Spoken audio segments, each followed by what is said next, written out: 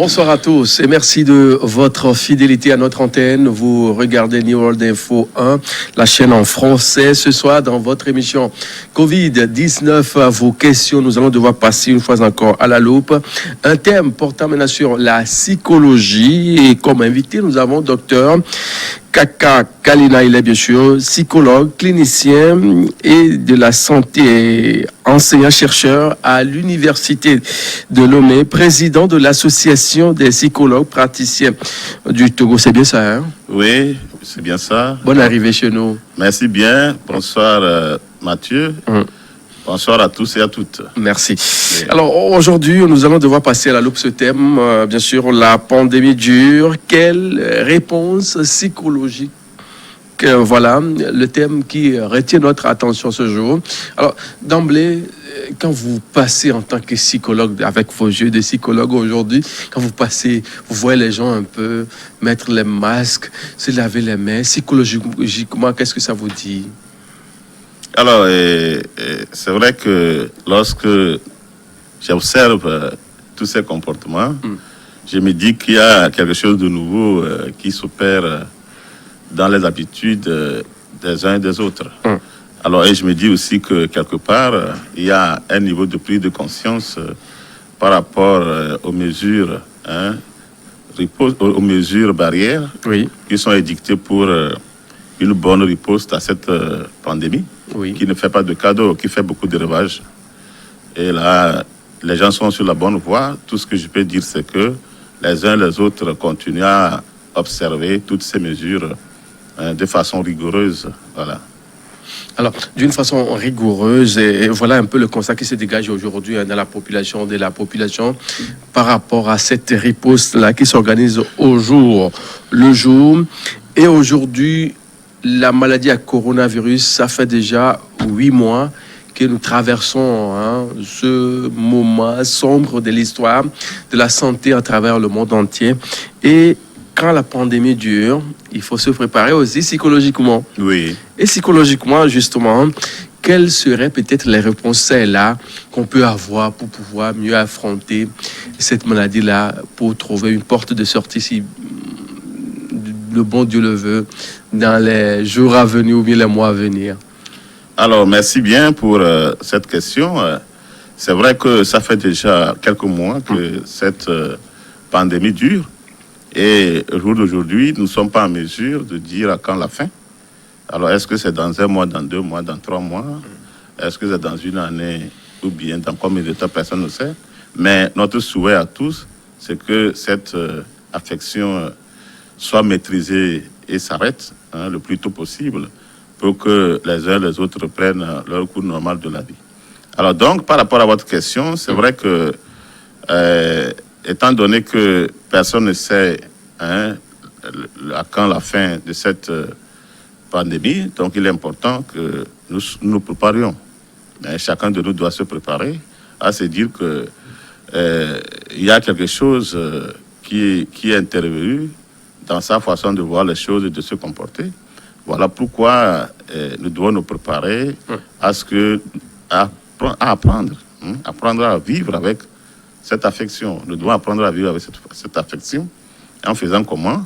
Comme je l'ai dit tantôt, en intégrant dans notre comportement de tous les jours, en intégrant dans nos habitudes toutes les mesures barrières édictées. Parce que là, c'est vraiment fondamental pour nous. Et en le faisant, nous devons avoir à l'esprit que c'est pour sauvegarder, c'est pour notre propre survie. Voilà le mot que je cherche, c'est pour notre propre survie. Cela contribue à nous protéger et aussi à protéger les autres.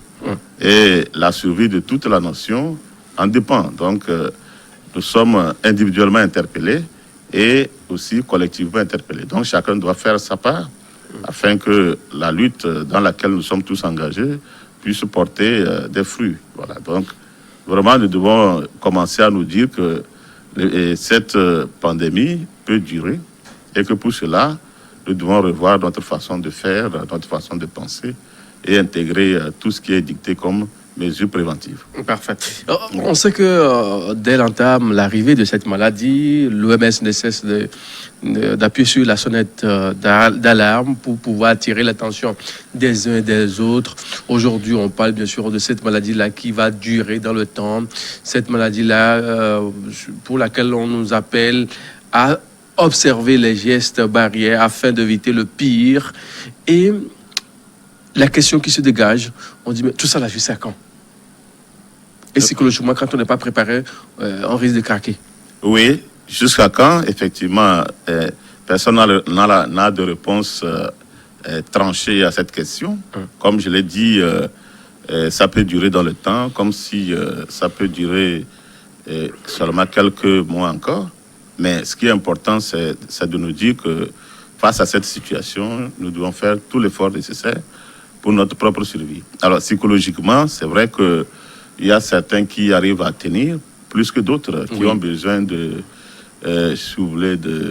beaucoup plus d'efforts pour faire face à la situation. Donc, c'est vrai que à certains égards, ce n'est pas facile du point de vue psychologique pour beaucoup de personnes. Mais ce qui est important, c'est que chacun de nous fasse l'effort pour voir le bon côté de la chose. C'est-à-dire que finalement, ce qui est dicté comme mesure, c'est pour notre propre survie.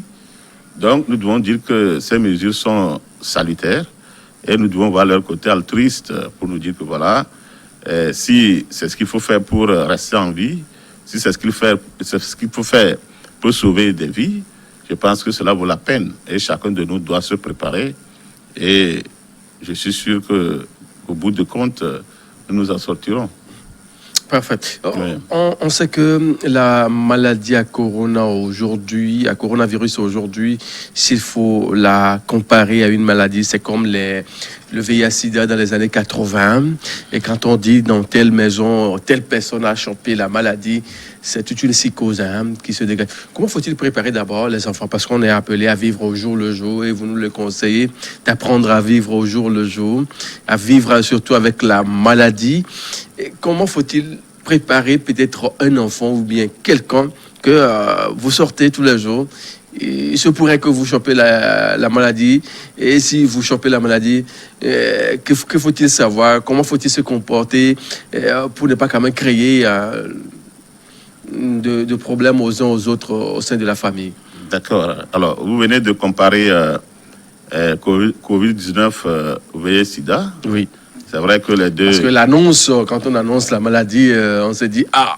Oui, donc vous faites référence aux réactions émotionnelles, aux réactions comportementales qu'on observe chez les uns et les autres à cause de cette affection. Mais je pense qu'il y a quand même une nuance parce que lorsque nous regardons ou bien lorsque nous analysons de très près les modes de transmission de ces deux pathologies, nous nous rendons compte que Covid-19 a cette particularité d'être hautement contagieux. Et à ce moment, la donne change parce que, vous voyez, les simples contacts, les simples contacts sociaux, les simples interactions sociales deviennent source potentielle de contamination. Or, dans le VIH, on sait que pour le VIH, on sait à peu près que... les voies de contamination ne sont pas aussi... Voilà, donc, en réalité, c'est ce qui fait que pour cette affection, c'est quand même difficile, vous voyez, c'est quand même difficile parce que les uns et les autres sont obligés de se protéger le nez, la bouche et se laver les mains constamment. Et rester loin de la personne. Voilà, donc si possible, réduire au maximum les déplacements autres. Dans le VIH, je pense que ce n'était pas la même chose. Ouais, donc, ça fait que finalement, Covid-19 est une affection particulière. Oui, et ça semble être pire que le VIH, parce que les modes de contamination sont tellement... Oui, les modes de contamination, franchement, sont tels que si l'on ne prend garde, ben, l'affection va se répandre à toute vitesse. Et vous l'avez constaté. Vous avez vu comment ça s'est passé. Mais quand au début du VIH, je ne me rappelle pas qu'on a eu à confiner les gens. Donc, c'est vrai, c'est une affection qui est quand même particulière. Alors, par rapport à votre question maintenant, alors, c'est vrai que les enfants, en fonction de leur âge, sont affectés d'une manière ou d'une autre par ce qui se passe. Et surtout pour les petits-enfants, ils sont généralement affectés par les changements au niveau des parents, des changements au niveau de leurs habitudes. Et surtout qu'avec Covid-19, il faut réduire les interactions sociales. Et en même temps, nous savons que les enfants aiment se distraire, aiment les loisirs. Donc, tout de suite, ils se rendent compte qu'il y a quelque chose qui ne va pas. Donc, il y a des changements importants. Et pour cela, effectivement, les parents, les adultes, doivent les préparer à la situation en essayant d'être à leur écoute. Parce qu'il faudrait écouter les enfants pour voir ce qu'ils ressentent, ce qu'ils éprouvent comme émotion. Et surtout, répondre à leurs questions qui sont pour la plupart du temps légitimes. Répondre à leurs questions et leur faire comprendre que, bon, la situation, elle est difficile, mais elle est contrôlable. Voilà pourquoi un certain nombre de mesures sont édictées pour pouvoir contenir l'épidémie. Donc, quand on leur donne, non seulement on a amené à leur dire la vérité en fonction de leur âge, mais aussi nous devons faire l'effort de les rassurer pour qu'ils ne soient pas paniqués, pour qu'ils ne cèdent pas à l'anxiété. Est-ce que ce travail-là se fait au moment où nous discutons? Est-ce que ça se fait quand même au sein des familles aujourd'hui? Parce qu'on a comme l'impression qu'on n'explique pas vraiment le maladie, enfin, les modes de contamination à cette maladie-là aux enfants, ce qui fait que j'ai eu lire, si je ne me trompe, lors de l'examen du CEPD, oui. L'une des épreuves, on parlait, ou bien je ne sais plus, c'est la rédaction ou quoi, où on demandait aux enfants de parler de cette maladie-là, ce qu'ils entendent souvent passer sur les médias et autres là. Est-ce que les parents ont quand même ce devoir-là d'expliquer quand même cette maladie-là et les modes de contamination aux enfants? Vous avez fait le constat? Oui, alors, avant de vous répondre, je voudrais terminer ce que je disais.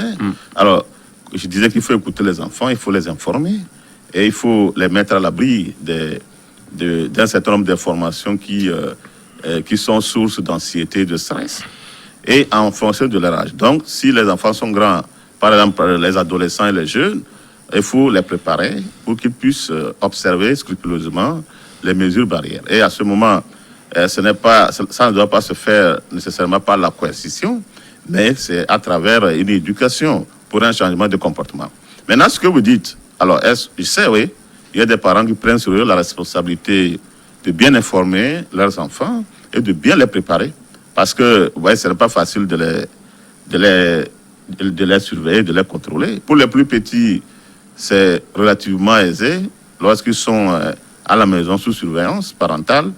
Alors, lorsqu'ils sortent, lorsqu'ils sont grands et ils doivent se déplacer, comme actuellement le cas de ceux qui sont à l'école, oui. Donc il est important pour les parents de les préparer. Donc, certains parents le font.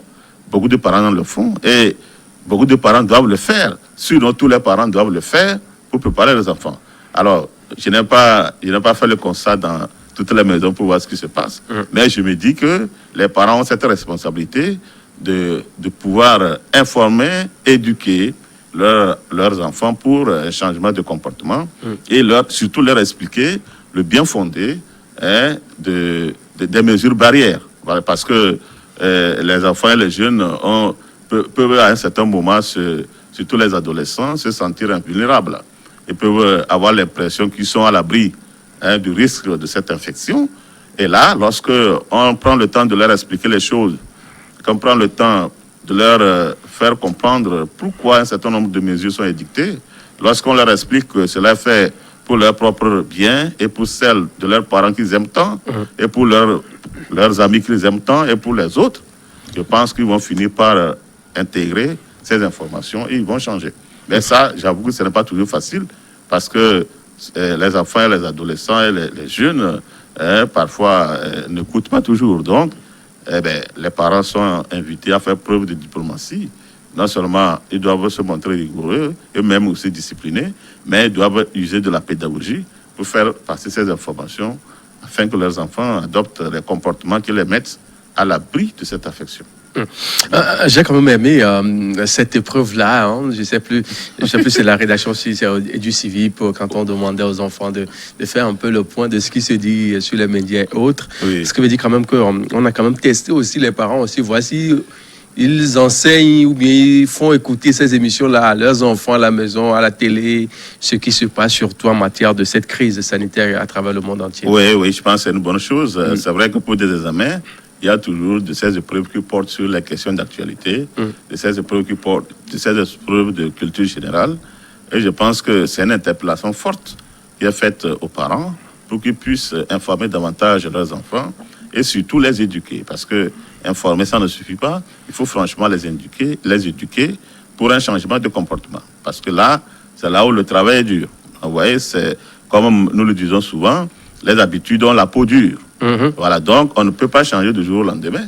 Et c'est à force d'efforts que finalement on arrive à faire adhérer aux enfants, aux jeunes et aux adolescents à un certain nombre de choses. Voilà, donc les parents sont fortement interpellés dans leur rôle d'éducateur.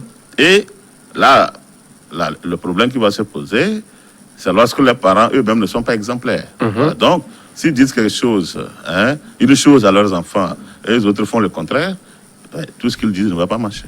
Donc, pour être clair, si les parents eux-mêmes ne se lavent pas régulièrement les mains, si les parents eux-mêmes ne portent là, pas... Quand tu veux le toucher, dire « Ah, va te laver, papa, Voilà, ça c'est bien ça. Donc, si les parents eux-mêmes ne se lavent pas régulièrement leurs mains, si les parents eux-mêmes ne portent pas correctement et régulièrement leur masque, mais comment voulez-vous que les enfants puissent écouter ce qu'ils disent? Voilà, donc, le plus souvent, les enfants copient, ils copient et ils comprennent souvent quand ils se rendent compte qu'autour d'eux, tout ce qu'il leur est dit est traduit dans les faits concrets et dans les comportements de tous les jours. Voilà, donc, les parents doivent servir d'exemple afin que leur message éducatif puisse passer. Oui. Donc, c'est le moment ou jamais d'attirer l'attention des uns et des autres en matière de cette riposte, oui, cette maladie. Nous devons effectivement, parce que les informations nous font penser que cette pandémie n'est pas totalement sous contrôle. Vous voyez, nous sommes fortement interpellés pour que chacun fasse sa part. Ouais. On va s'intéresser à un pan, bien sûr, de cette riposte de la maladie, la mise en quarantaine. Psychologiquement, quand on n'est pas préparé, vous revenez de quelque part. Hein. Peut-être vous faites un tour à Pla ou à Hilakondji, je ne sais pas, au nord du pays, Saint-Casse et autres, ou bien les frontières détournées, là, vous rentrez et puis on vous chope, on vous met en quarantaine. Et puis, psychologiquement, vous n'êtes pas en forme. Ça peut péter, hein? Ah oui, mais là, c'est le confinement et la mise en quarantaine sont des mesures qui sont chargées émotionnellement. Voilà, parce que, je ne sais pas si les gens sont psychologiquement mieux préparés pour ça, mais une chose est sûre, c'est que lorsque l'individu est contraint, alors là, c'est une contrainte parce que la personne ne s'est pas confinée volontairement. Lorsque la personne est obligée de se mettre en quarantaine ou bien de se confiner, là, il y a quand même des problèmes. Il faut un temps pour que la personne puisse, si vous voulez, intégrer cette dimension de la chose. Mais généralement, ce qui est observé, c'est que la mise en quarantaine ou le confinement entraîne des réactions émotionnelles chez les individus. Voilà. Donc ça a des on est habitué quand même à vivre en société, surtout en Afrique. Ça a des répercussions importantes. Et puis du coup, on vous amène quelque part. Oui, parce que là, le vrai souci, comme vous le dites, mais c'est que finalement, cette mesure va entraîner, si vous voulez, une distance en termes de distance sociale, en termes de coupure avec l'environnement social. Et cela va créer des problèmes à l'individu. Et là, le plus souvent, les gens éprouvent de l'anxiété, les gens sont anxieux, les gens sont stressés, les gens sont inquiets parce que, la mise en quarantaine, elle n'est pas faite pour le simple fait de le faire. Mais quand les personnes là sont mises en quarantaine, non seulement c'est pour les protéger, mais aussi pour protéger les autres, mais c'est en même temps pour les observer et aussi les soumettre aux examens ou bien aux tests pour voir si ces personnes-là sont infectées ou pas. Donc, déjà, si la personne est mise en quarantaine, elle peut se poser la question, mais qu'est-ce qui va advenir? Qu'est-ce qui va arriver? Est-ce que quelque part, j'ai été exposé à ce virus. Alors, si au bout du compte, le test se révèle positif, qu'est-ce que je vais devenir? Voilà, donc, la personne peut se poser beaucoup de questions et cela peut surajouter, bien rajouter à son anxiété, à son stress. Et dans bien des cas, on observe chez des personnes, les gens témoignent, hein, les gens éprouvent de la lassitude, hein, les gens aussi de la lassitude, du découragement. Et puis, tout devient morose pour quelqu'un qui était très actif, vous voyez, très actif, la personne qui était très active. Et bon, à cause de cette affection, elle est obligée, hein, on la force, on la met au repos forcé, et cela va entraîner des changements. Et puis, bon, dans certains cas, il y a des gens qui ne supportent pas. Et c'est vrai, chez nous, en Afrique, je n'ai pas eu connaissance d'informations qui font état des cas de suicide, mais dans les pays européens, il y a eu des informations qui faisaient état des personnes qui se sont suicidées à cause du confinement prolongé. Parce que finalement, il y a une perte de repères, et puis pour des personnes qui avaient déjà des problèmes, le confinement va ajouter, si vous voulez, va compliquer leur situation. Et puis, cela peut être difficilement gérable par ces personnes. Donc, du point de vue psychologique, la mise en quarantaine, le confinement sont très lourds de conséquences. Les répercussions sont importantes. Mais comme c'est une mesure de protection, hein, une mesure de prévention de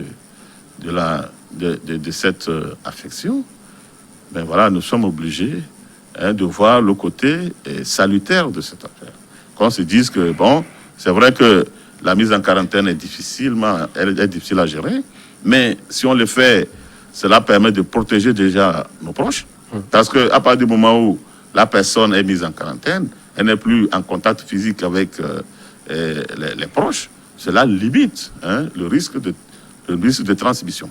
Donc, si nous disons que cette mesure-là, hein, nous permet de nous protéger, et surtout de protéger les autres, et de contribuer à casser la chaîne de transmission de ce virus, je pense que chacun de nous doit faire l'effort pour l'accepter, surtout que c'est une mesure qui est circonscrite et limitée dans le temps. Hein. Les gens doivent faire l'effort de supporter, et je pense que ça doit aller. Faire l'effort de supporter, peut-être que celui-là qui est psychologiquement en forme, c'est facile, hein, pour lui de s'en sortir.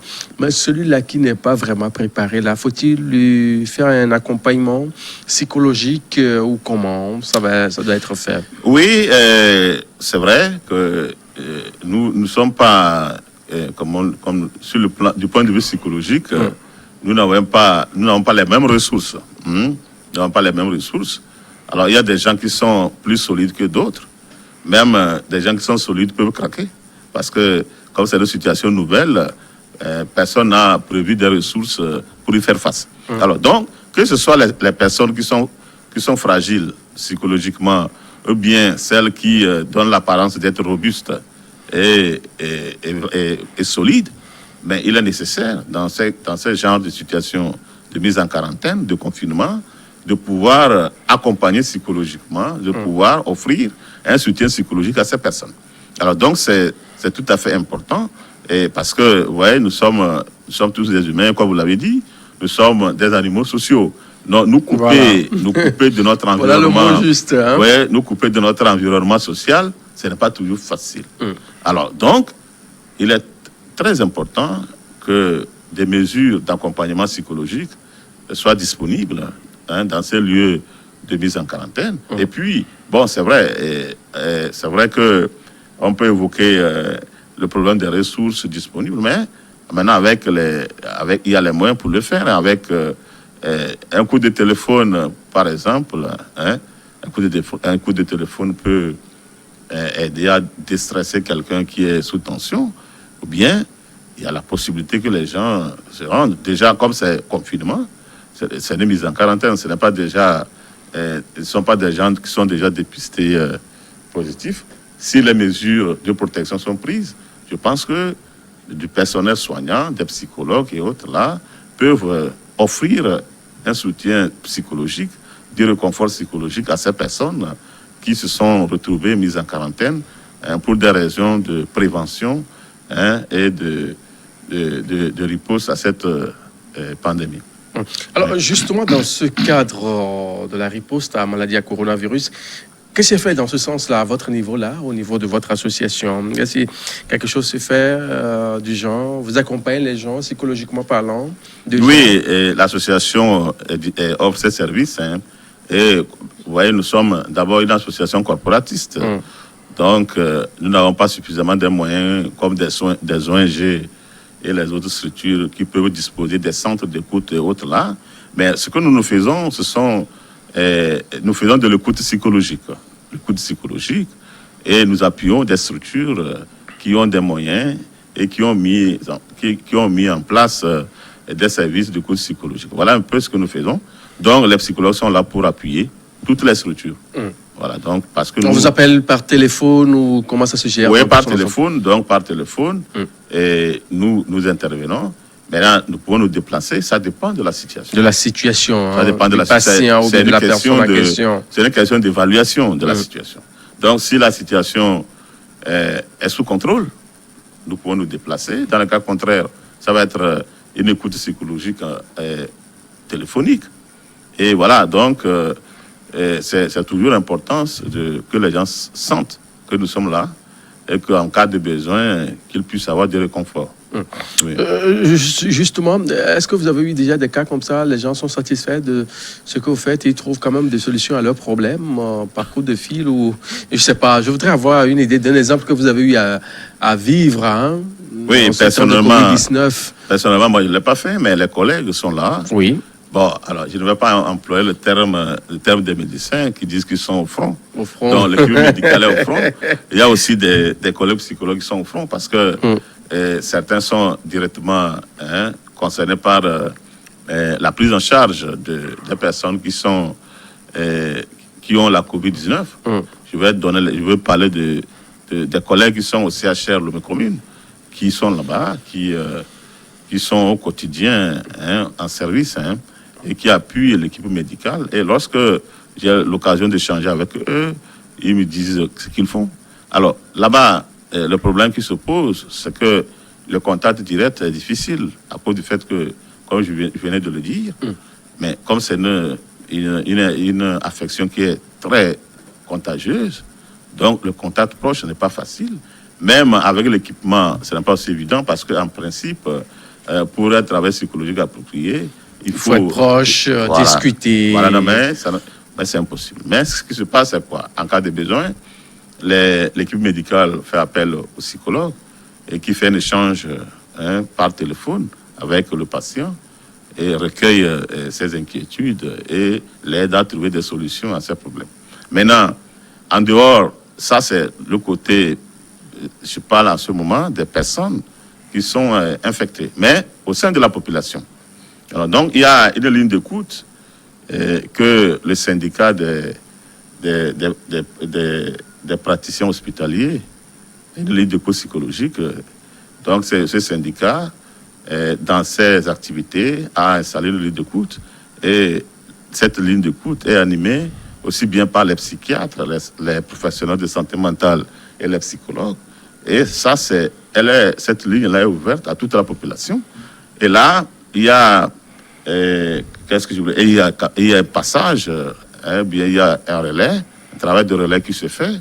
Et là, les psychologues me rapportent beaucoup de choses. Les gens arrivent le plus souvent à se décharger parce que non seulement ces personnes appelant ont les informations exactes sur cette affection, mais aussi ces personnes ont l'occasion d'exprimer leurs craintes, leurs inquiétudes, d'exprimer le stress, tout ce que les personnes vivent au quotidien en relation avec les informations qui circulent sur cette affection et aussi avec ce que les personnes ressentent comme ce qu'elles éprouvent plutôt comme émotion, sentiment, et ainsi de suite.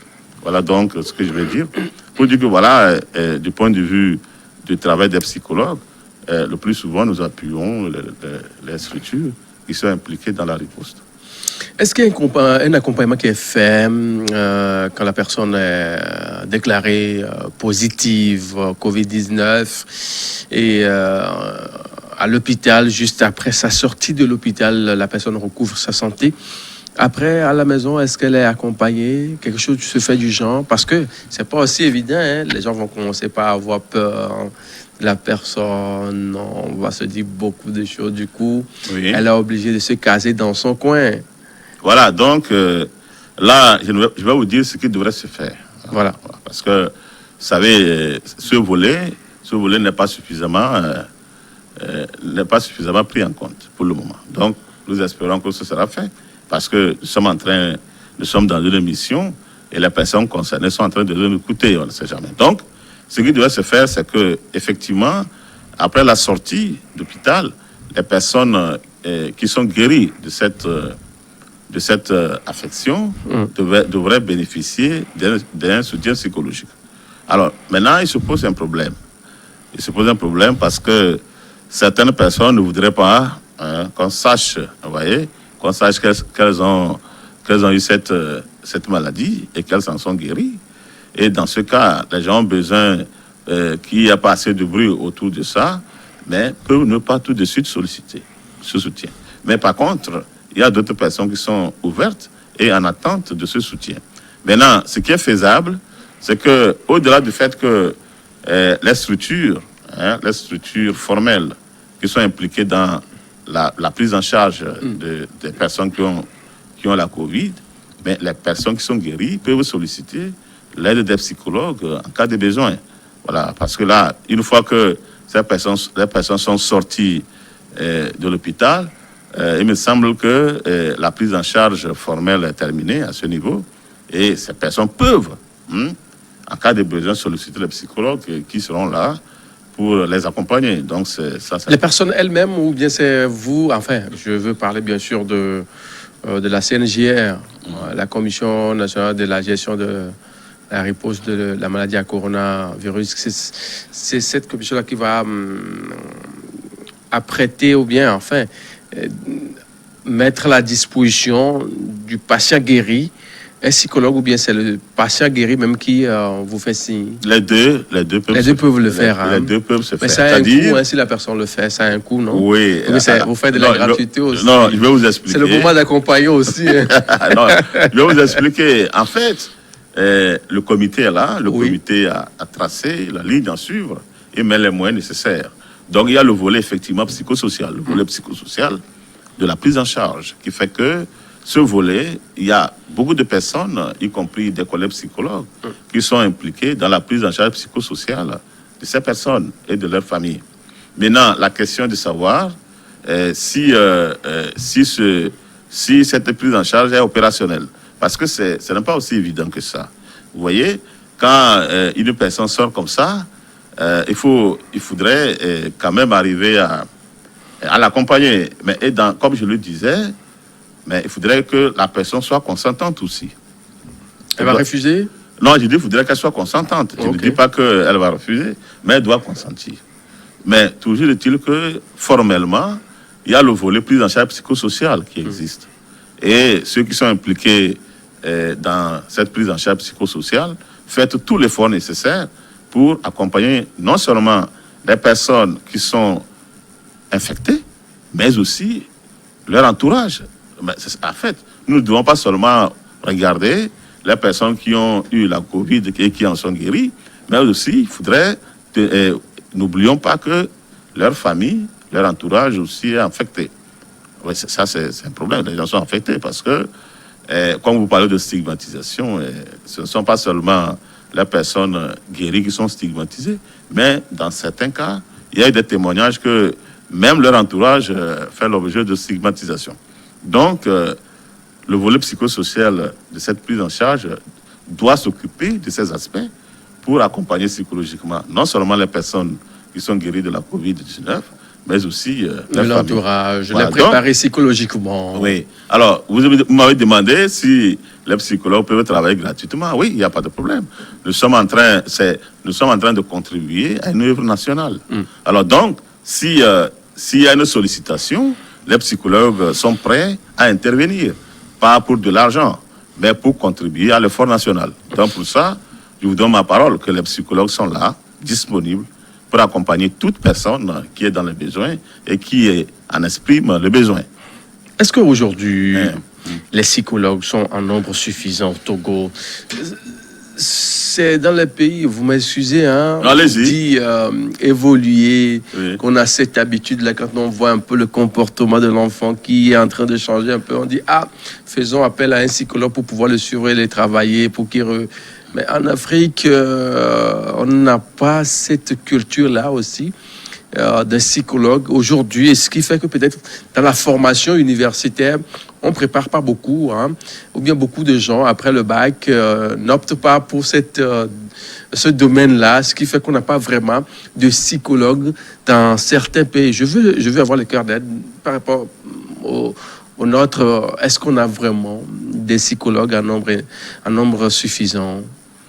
Alors, est-ce que nous avons beaucoup de psychologues? La réponse, c'est oui. Est-ce que le nombre est suffisant?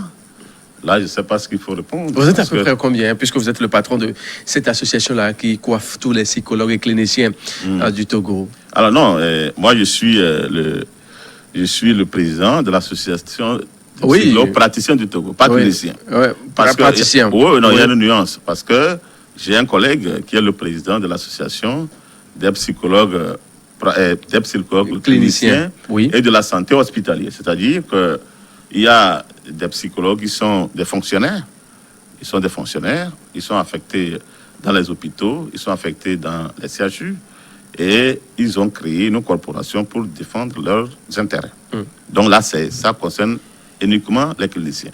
Maintenant, quant à moi, moi je ne dis pas que je suis le patron.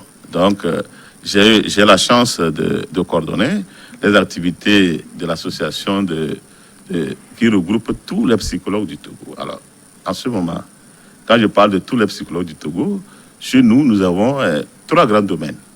Il y a les psychologues de l'éducation et de la formation. Et ils ne travaillent pas forcément à l'hôpital. Ce sont ceux-là qui s'occupent du bien-être psychologique des apprenants et des formateurs, des éducateurs, si vous voulez, des familles. Il y a aussi les psychologues du travail et des organisations. C'est vrai que le plus souvent, quand on dit gestionnaire des ressources humaines, les gens s'en sortent mieux, mais ce sont des collègues qui travaillent étroitement avec, qui sont en milieu de travail. Alors, qui sont impliqués dans les questions de gestion des ressources humaines, dans les questions de recrutement, vous voyez, dans les questions d'analyse de travail, analyse de poste, vous voyez. Donc, eux, ils s'occupent aussi de la santé psychologique des travailleurs. Travailleurs, voilà. Donc, c'est par rapport au travail. Maintenant, le troisième groupe, sinon la troisième catégorie, c'est ceux qui sont de ma spécialité, ceux qu'on appelle les psychologues cliniciens, qui sont le plus souvent, comme je l'ai dit, qui sont beaucoup plus interpellés par des questions de santé psychologique et d'autres problèmes. Donc, c'est vrai, là, quand je prends tout ce groupe, le tout englobé, nous sommes nombreux. Vous êtes Nous dépassons 150. Ah, 150, hein. Oui. Moi, je disais 2000, hein. Oh, non, 2000 pour le Togo. Non, enfin, nous ne pouvons pas être 2000. Parce que, alors, si je ne vous donne pas le nombre exact, c'est parce que il y a un département de psychologie appliquée à l'université qui forme les psychologues.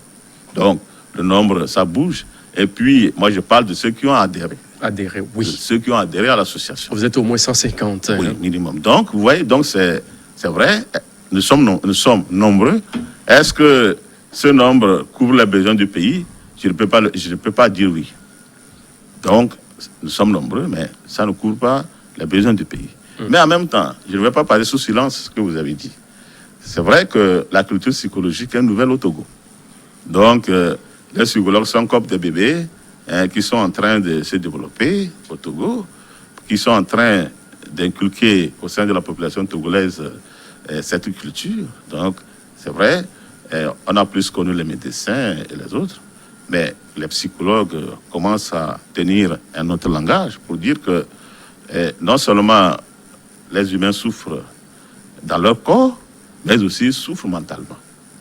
Ils souffrent mentalement, que ce soit en rapport avec la santé directement, en rapport avec le milieu de travail, en rapport avec les apprentissages. Vous voyez, donc, vous voyez un exemple où, il faudrait le dire, nos enfants, les enfants des uns et des autres, sont parfois confrontés à un certain nombre de difficultés au niveau scolaire.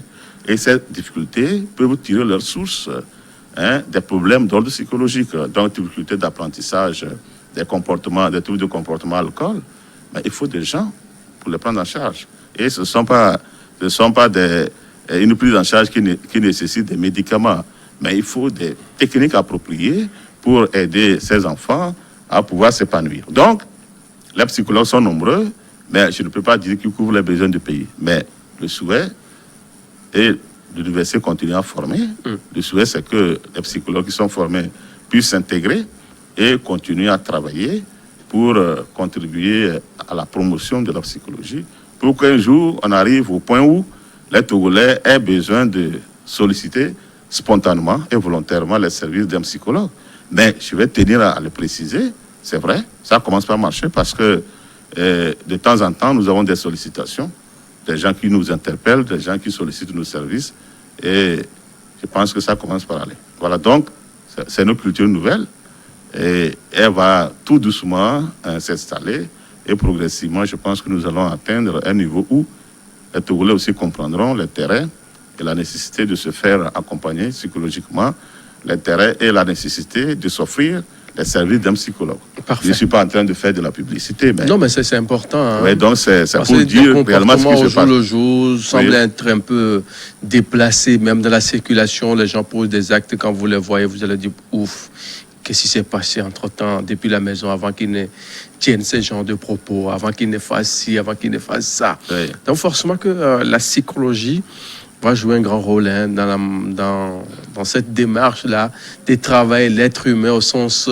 propre pour qu'on ait vraiment une société plus ou moins propre à terme. Hein. Oui, non, c'est vrai. Quand on se pose la question pourquoi les gens se comportent comme ils le font, ça là va nous amener à nous intéresser à leur fonctionnement psychologique. Et là, on peut se rendre compte de pas mal de choses. Et on peut se rendre compte de pas mal de choses pour dire que le plus souvent, les comportements des uns et des autres peuvent s'expliquer psychologiquement. Et comme vous le dites, c'est vrai que les psychologues ne vont pas contribuer à rendre une société sans problème, mais nous sommes là pour y contribuer et en même temps pour apporter des approches de solutions aux côtés des autres spécialistes, apporter des approches de solutions aux problèmes qui se posent. Vous allez beaucoup plus travailler avec les enseignants qui font de l'ECMM, maintenant qui devient une matière obligatoire depuis plus de 3 ans déjà, si j'ai bonne mémoire. L'ECM. Oui, les collègues psychologues de l'éducation sont là. Oui. Oui, donc ils sont impliqués, comme je l'ai dit, dans l'élaboration des curricula de formation. J'ai un jeune là, très dynamique, un petit, j'ai l'habitude de l'appeler petit parce qu'il a très vite commencé. Oui. Il est psychologue de l'éducation, il est enseignant également. Ah, là, c'est bien. Dans un collège dans le Grand Cloto. Enfin, je parlais bien sûr de Pelé. Ok. Monsieur Ola Prempeh. Ouais. Voilà. Oui, Ah Prempeh. bon? Il est petit comme ça. Ah, d'accord. Oui, je vois. Vraiment, c'est toujours une joie pour nous de savoir que les collègues... Mais vous ne formez pas beaucoup là. Oui, non, bon, ce n'est pas que nous ne formons pas beaucoup, mais je vais vous expliquer un tout petit peu comment ça se passe. En réalité, il y a plusieurs façons de former des gens en psychologie. Voilà, donc, il y a des formations purement théoriques. Formation purement théorique, ça veut dire que là, on enseigne les connaissances psychologiques aux étudiants, et ça s'arrête là. Mais l'Université de Lomé a opté pour une psychologie appliquée. Et ça, il faudrait dire que c'est un bon choix qui a été fait. Parce que, mais quand on parle de psychologues praticiens, ce sont des psychologues qui sont formés non seulement pour comprendre le fonctionnement psychologique des individus, mais pour les aider à trouver des solutions à leurs problèmes. Voilà pourquoi on dit de psychologie appliquée. Et dans notre contexte, notre psychologie est appliquée au domaine de la santé, au domaine de l'éducation et au domaine du travail. Voilà pourquoi, alors, pour former des psychologues praticiens, si on prend un grand nombre, leur encadrement va poser des problèmes. Okay. Parce que, comme je l'ai dit, il ne s'agit pas seulement de leur inculquer des connaissances, Mais il faut leur apprendre. Il faut leur apprendre le métier de psychologue. Il faut apprendre aux jeunes le métier de psychologue. Mais leur apprendre le métier de psychologue, cela veut dire quoi? Cela veut dire qu'ils doivent aller en stage pour observer ce qui se fait auprès des anciens et essayer de faire auprès des anciens pour que les anciens puissent en retour leur apporter les conseils nécessaires pour qu'ils puissent se forger la personnalité et le profil de psychologue. Et l'autre aspect important aussi, c'est que les psychologues utilisent ce qu'on appelle les tests. Les tests qui qui permettent d'analyser le fonctionnement psychologique des individus. Mais lorsque vous avez 2000 étudiants, vous ne pouvez pas leur apprendre comment utiliser un test.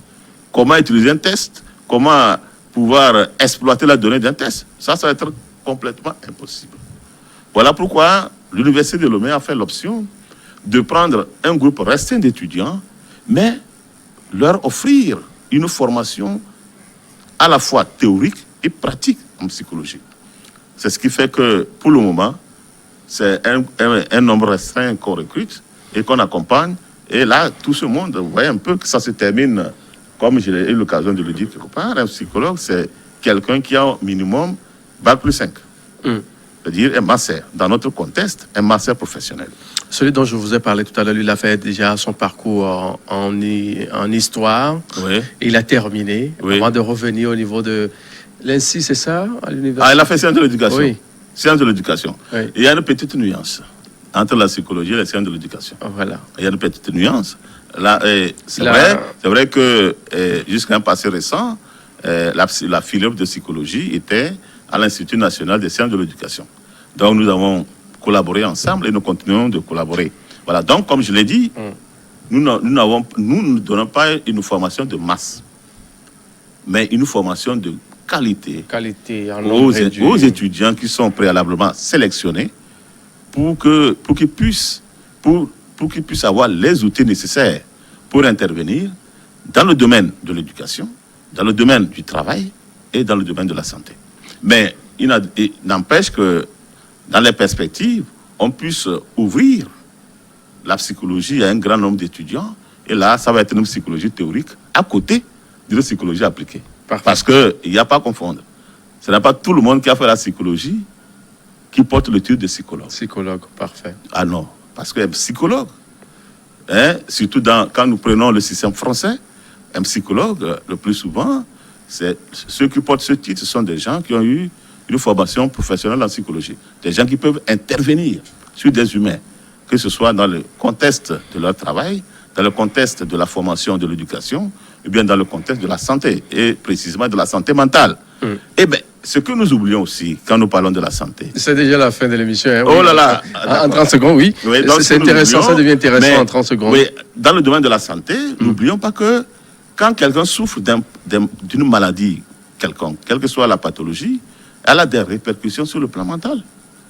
Voilà pourquoi les psychologues sont là partout. Ce n'est pas seulement pour des personnes qui ont déjà des problèmes mentaux, mais aussi pour des gens qui souffrent des pathologies physiques, des pathologies organiques, mais qui ressentent un certain nombre de répercussions, bien d'effets, sur le plan psychologique. Parfait. Oui. En 30 secondes pour se séparer sur ce plateau, quelle différence, mais quelle nuance peut-on établir entre psychologue et psychiatre? Oui, là, le psychiatre, c'est un médecin. Le psychiatre, c'est un médecin. Donc, il a fait son parcours de médecine générale et il est allé se spécialiser en psychiatrie, c'est-à-dire dans le traitement des maladies mentales. Alors que le psychologue, c'est un spécialiste des sciences humaines et des sciences sociales. Parfait. Donc, et la différence fondamentale, c'est que le psychiatre, en tant que médecin, prescrit les médicaments. Le psychologue ne prescrit jamais de médicaments. Alors, vous n'écrivez pas? Non, le psychologue ne prescrit pas les médicaments. Le psychologue utilise essentiellement des méthodes qu'on appelle des méthodes psychologiques, ce que nous appelons les psychothérapies. Les psychothérapies. Voilà, donc c'est la différence fondamentale. Sinon, le psychiatre et le psychologue travaillent sur le même objet. Parfait. Ouais, ils travaillent sur le même objet. À la seule nuance encore que le psychologue intervient également dans les cas normaux, comme je vous l'ai dit, le recrutement, Voilà. est-ce que c'est un cas de pathologie à l'école? Vous voyez? Oui, D'accord. on y reviendra très très prochainement. Ça devient très très intéressant à la fin de cette émission. Merci d'être passé. Bon retour sur vous, docteur Kakakalina. Je rappelle bien sûr que vous êtes psychologue, clinicien et de la santé. Oui, merci. C'est ça. Oui, merci bien de m'avoir invité. Je rappelle que vous êtes enseignant-chercheur à l'université de Lomé, président de l'association des psychologues praticiens du Togo. Bon retour, mesdames, messieurs. C'est fini pour le compte de cette émission de cette semaine. Je vous donne rendez-vous dans votre émission Le Monde en 7, samedi, demain, dès qu'il sonne midi, sur notre antenne Info 1.